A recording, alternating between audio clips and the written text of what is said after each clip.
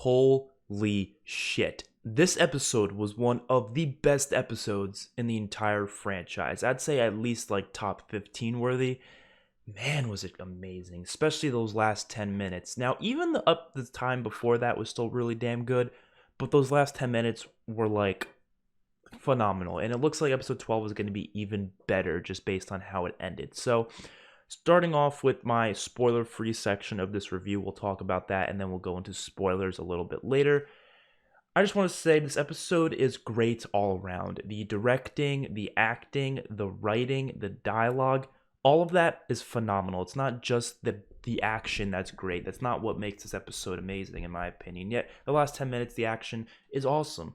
But everything else before that, all the dialogue is so well done to the point where even if we didn't have all the action at the end, it would still be a really good episode. But the action just pushes it even higher just because it was awesome. Let's be real here. I want to talk about the battle itself later. That's not really a spoiler because you guys saw the previews. You know the battle's going to happen. That's just obvious. That's not a spoiler. But a lot of characters are well developed in this episode. A lot of characters that really have needed these much needed conversations with one another. We just haven't seen that happen. That happens in this episode. This episode definitely has a kind of vibe like season 6 finale and also the season 8 premiere. It's like this impending doom. You know something's coming and it's like freaking everyone out and they're all preparing for this big battle. That's what the episode mainly is, which that creates a lot of great dialogue because they're all scared for their lives. They all think they're gonna die soon, which makes everyone just on their toes, basically accepting the fact that this could be the last day on Earth, which is the title of the season 6 finale. So, and I love the season 6 finale. So having that kind of feel back in this episode really, really is well done. The soundtracks, oh my god, they're amazing. I mean, it's like they saved up like all their good stuff for this episode. Like I've liked season 10, but I haven't loved it. You know, season 10A, I wasn't a big fan of, to be honest. I was actually kind of disappointed with that half season. I felt like a lot of it was just blah, like I don't know. Like I enjoyed the first couple episodes. I loved the Negan stuff in 10A, but most of the other stuff I just wasn't too impressed with. But this season has pretty much blown me away so far. This is the second half, at least. I think episode 9 was okay. Episode 10 was great. Episode 11 was fantastic. I'm going to give this episode a rating. I'm going to give it a... I'm going to go with a 9.5 out of 10. I think like if episodes like Too Far Gone, I would give something like a 9.9 out of 10. No Way Out, 9.8 out of 10. I never give anything 10 out of 10s because I don't believe anything is flawless. Everything has at least one flaw, and I even have a couple flaws for this episode that we'll talk about later. Nothing's perfect. It's impossible. Humans cannot be perfect. Therefore, their art and their crafts, what they make, cannot be perfect. There's always going to be something they could have done better. So I'm never going to give an episode a 10 out of 10. I never give games 10 out of 10s. I never give anything 10 out of 10s. There's just always things. I know that's like, 10 out of 10 just doesn't mean you don't think there's anything wrong with it. That just means you want to give it the best score possible because you like it a lot. But if you can give point values between 9 and 10, like 9.9, I'm going to give it a 9.9. And that's what I think a lot of episodes deserve. But this episode in particular, I'm going to give it 9.5 out of 10. I don't think it's perfect, but I don't think it's or close to perfect. I think it's almost there. You know what I mean? So let's get into the actual spoilers of this review now because I want to talk about them because there's a lot of awesome stuff.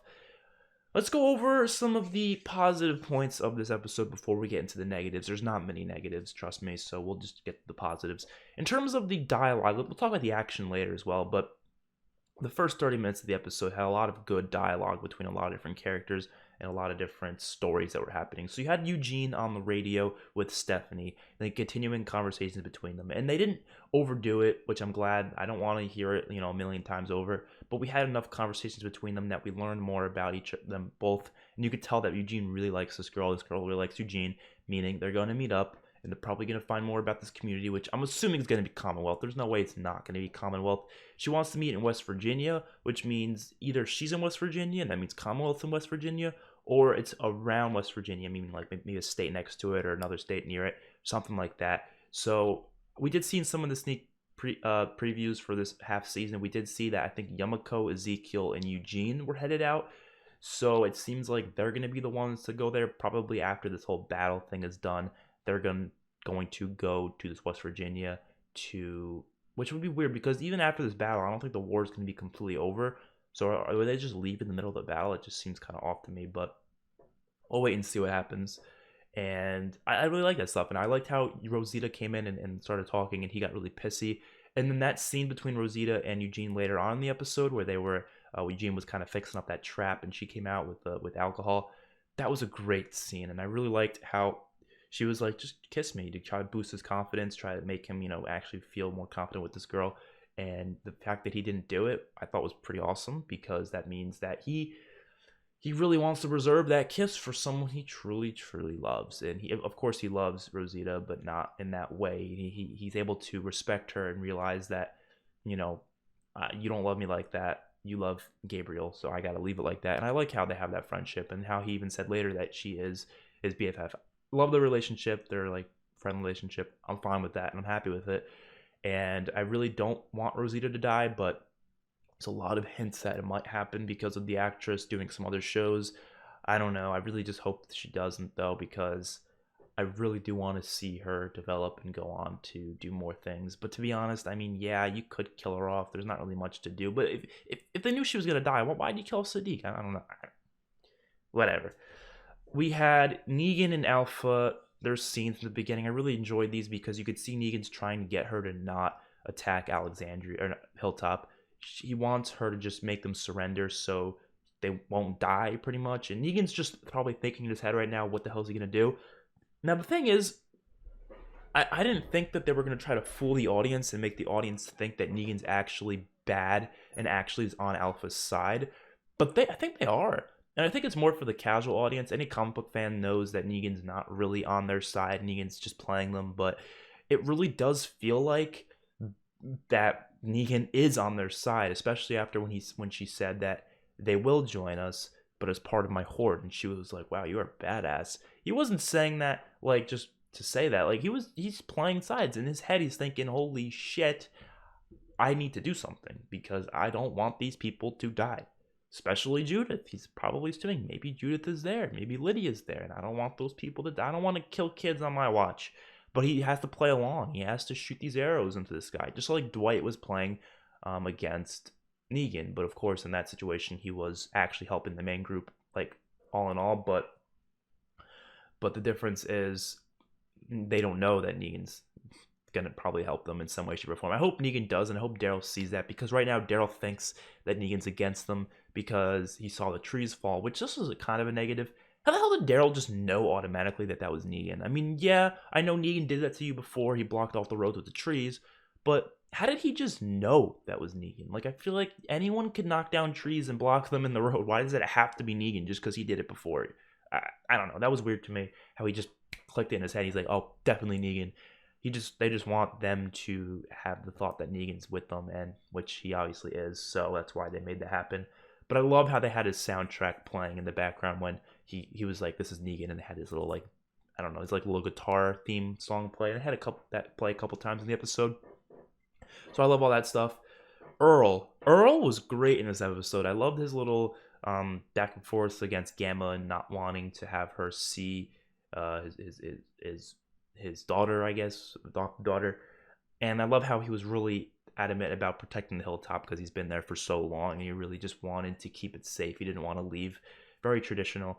And oh my god, so I don't know the actor's name, but the actor who plays Alden, in that one scene when he was yelling at Aaron and Gamma, my god, that actor blew me away with that performance. It was just like a quick, like, 30-second scene, but just the way he was saying it was really convincing and phenomenal. I was blown away by that, and that was just a lot of great acting in this episode, but that in particular, my god. I love the scene when they're all discussing the plans as well. I like when they have scenes like this where they're discussing what they are going to do in the future, and yeah, that's basically all there was. Of course, you had Ezekiel and Carol as well, having sex. That was nice. And Carol probably only did it because she thought it might be her last day alive, and she might as well just go for it. And then Daryl saying, "I'll never hate you, Carol," and then she's happy about that because she's like, okay, at least he doesn't hate me, but he's probably not going to talk to me for a while, so makes sense. And then you had, some other stuff with Kelly and Yumiko and some other stuff. Oh, Judith Daryl. Oh my god, I love that scene. Judith and Daryl together are just awesome to me, and I love that scene a lot. How she made the little, she drew like the wing on the thing to fix it because the wing was gone, and she like drew a wing in there. That was so cute. I love that scene. And then you had Liddy and Carol talking. That was a nice scene as well. Just some really good Oh, Ezekiel and Daryl, another great scene. Just characters that need to have these dialogues to each other and really to just I loved it. I loved it. And then we get that badass scene of everyone practicing. You know, they're all like whipping around their gun. The directing in that scene was amazing too. How it was like slow motion. You had like Rosita like whipping around her one weapon, and then you had Lydia whipping around her stick, and then you had Daryl walking outside with that epic music playing. He picks up the Morning Star weapon, which that's why the episode's called Morning Star, because that's that medieval type weapon that Daryl picked up. He brings that thing out, and then he just goes outside. We see everyone getting set up with their shields. The music's playing. Everyone's looking at each other, and then we just see the herd coming. So well done. The directing, the soundtrack, it was so good. And then they all come, and then they start going at it. They're stabbing walkers like crazy, like it's nothing after they go through the traps. And then the launchers of the sap. I guess sap is flammable or something. So I guess that's why I didn't know flat sap was flammable, but I guess it is. So they got sprayed with the sap. This is kind of a negative here, and it's such a nitpick, like such a nitpick to the point where I don't even care. But I don't get how everyone was so accurate. Like the arrows, like they go up in the air, they let them go, they just perfectly hit walkers. Like it's not that easy to perfectly hit. Well, I mean, like, yeah, I guess some of them are really good with bows, like Diane. She's been using a bow for a while, makes sense. Yamako using a bow for a while, makes sense. Carol's even been using a bow for a while, so that makes sense. But like a lot of the other red shirts, have they really? I don't know. That seems difficult to me. I feel like they wouldn't have been able to do it that easily. And then the Whispers were launching these sap catapults as well as their flaming arrows, and they perfectly hit people. And I'm like, that's like a 1 in a fucking 1,000 hit. Like, really? That, I don't know. It's a nitpick though. Nitpicks like that are minor things. That's like someone complaining about, I don't know, a character like missing their shot in like season 8. A lot of people were complaining about characters not being able to hit certain characters with their guns. That's like a nitpick. That's like it's just they do it for the plot, and I don't care. You know, I can get over it in 2 seconds. It's not that big of a deal.